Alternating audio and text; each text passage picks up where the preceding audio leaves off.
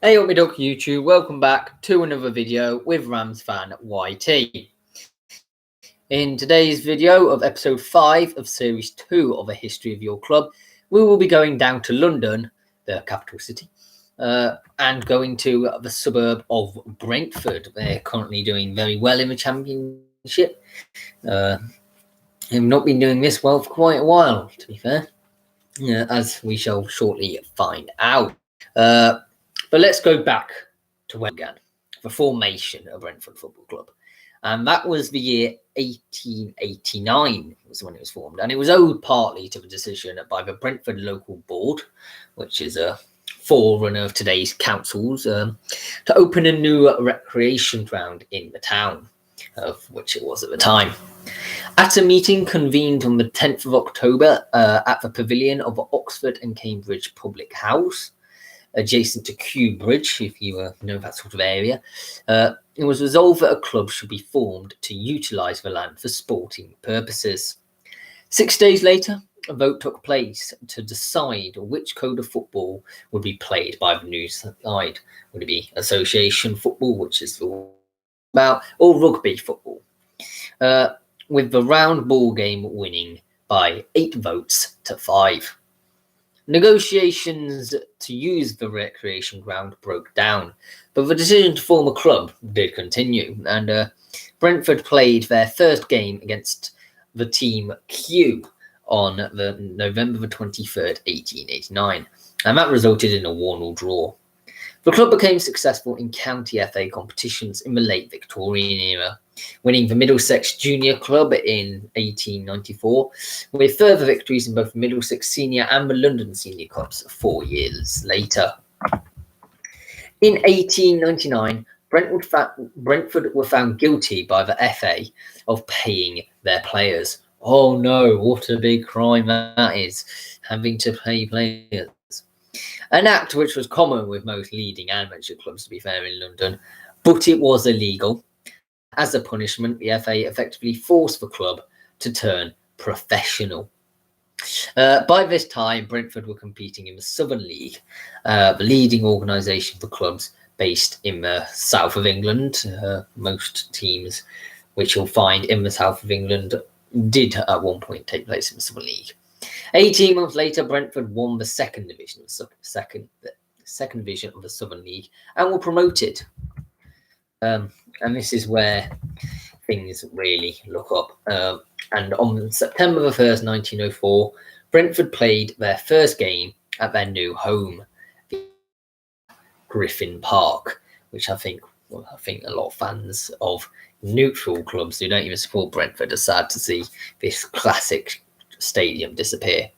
And a draw against Plymouth Argyle in a Western League fixture took place. The Edwardian period were now neat. With the outbreak of the First World War in 1914, along with all leading professional clubs in London, Brentford sought to cut down their travelling costs during the wartime and joined the newly formed London Combination in the summer of 1915. You ready for this? Brentford became London Combination champions in 1919, with help from several star players who were stationed in London at the time and guested for the club. It was this success that persuaded the Southern League Management Committee to promote Brentford to an enlarged 22-club top division without even having to kick a ball, to be fair. A year later, the club was elected to the 3rd division of the Football League, England's premier professional football competition. In May 1926, former Football League referee Harry Curtis was appointed as secretary and manager. Curtis would transform Brentford, taking them from a struggling 3rd-tier club to the 1st division in only a short period of 9 years. Absolutely insane. An FA Cup run to the 5th round as well in 1927 was followed by winning all 21 home league matches in the 1929-30 season. An achievement which has still not been better, to be fair. The 1932-33 campaign saw Brentford become a Football League Division of 3, the southern section of champions. swiftly followed by the Football League Second Division title 2 years later, which gave the club a place in the top tier of English football for the first time.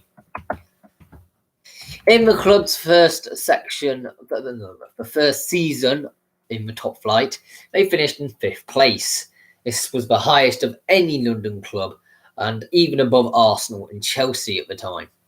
Attendances at Griffin Park averaged around 25,000, with Brentford enjoying a really strong period alongside football's big names. The Second World War broke out in September 1939, and like the Great War before it, football returned to regionalised league and cup competitions with guest footballers. In May 1942, Brentford beat Portsmouth 2-0 at Wembley Stadium to win the London War Cup in front of nearly 70,000 spectators. Don't ask me why Portsmouth were in the London War Cup. England international Leslie Smith scored both of the goals at the time.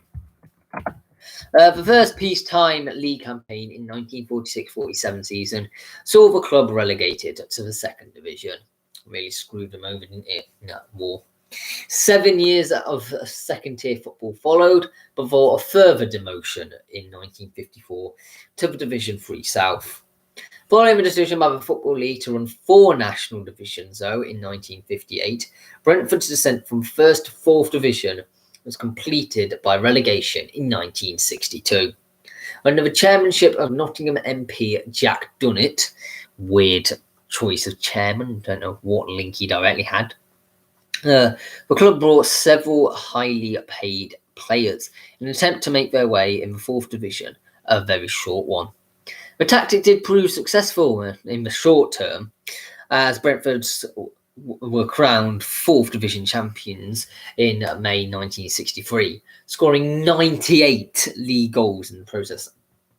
That just blows your mind. 98 goals. What Derby could do right now for 98 league goals. However, the strategy of spending thousands of pounds and running at a large weekly loss in order to bring success was brought to a head in January 1967. The shock news broke that Dunnett had secretly arranged with chairman of local rivals Queen's Park Rangers, Jim Gregory, for Rangers to take over Griffin Park the following season and close Brentford down. That must have been really, really tough on Brentford fans. And I imagine they're probably very, very annoyed about it. Probably took to the streets. And Brentford by now were back in the 4th Division after a relegation in May 1966. And they appeared to be finished, done. They were out. It's like, right, we're not having this club anymore. However, things have just changed. A consortium of businessmen with significant help from supporters brought out Dunnett shares. Ron Blindell guaranteeing the club a significant loan to keep it operational. To repay this sum, which they took out, a period of austerity was brought in. The club scrapping its reserve scrapping its reserve and youth teams. It was 1972 before Brentford again rose out of the 4th Division, under the management of Frank Blunstone. This lasted only a season before immediate relegation back to the basement division, with many supporters blaming the sale of star striker John O'Mara early in the campaign as a major contributory factor. 5 years of 4th Division football followed before promotion to the 3rd Division in 1978. The 80s would prove to be largely uneventful, except for a Wembley appearance, though, in 1985, in the Fright Rover Trophy final. I think that was now the EFL Trophy, and reached the FA Cup quarter-finals in 1989. However, one significant development was the creation of the club's football in the community scheme in 1987, which since that time has evolved into a charitable trust, engaged with thousands of people in the local population, a great organisation from what I hear. Griffin Park was also changed significantly, firstly due to a fire in the main stand in February 1983 and the demolition of a royal oak covered terrace in 1986. having reached the third division playoff semi-finals in May of 1991. Under the manager of Phil Holder's reign, the club would go a step further the next season, winning the 1991-92 third division championship on the final day of the season with a 1-0 victory at Peterborough United.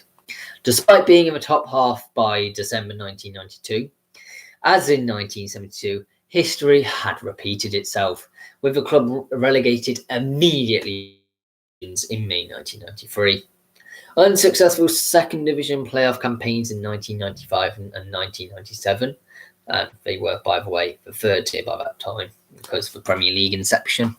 Then followed before relegation to the bottom tier in 1998, after a turbulent campaign that saw demonstrations by supporters against new owner David Webb's running of the club.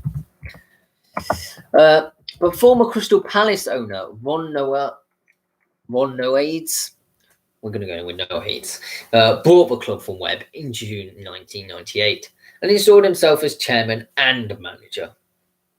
And Brentford won the third division title at the first attempt. His approach mirrored Dunnett's from the 1960s, as the club lost several £1,000s a week in pursuit of further success. Clearly didn't learn from the first time there. Having stood down as manager in November 2000 after an FA Cup defeat at home to Kingstonian, very embarrassing that, Node subsequently declared he would sell the club to new owners. Ray Lewington steered the club to an LDV Vans Trophy final, also the EFL Trophy, in April 2001. But despite taking the lead, Brentford lost 2-1 to Port Mill. Ex-Manchester United winger, though, Steve Coppell, was appointed manager that summer and led the club to the 2002 second division playoff final in his sole season in charge. But Brentford lost 2-0 to Stoke City at the Millennium Stadium. Ron Nodes then relinquished management control to newly formed Supporters Trust Bees United in the spring of 2003. 3 years later, with financial help via loans, supporter donations and Brentford fan Matthew Benham, Bees United bought out Node's controlling shareholding in January 2006 to become London's first professional football club to be owned by supporters. The club was in the middle of an extremely successful period by this point, reaching an FA Cup fifth round and League One playoff semi-finals in successive seasons of 2005 and 2006. With the departure of manager Martin Allen in the summer of 2006,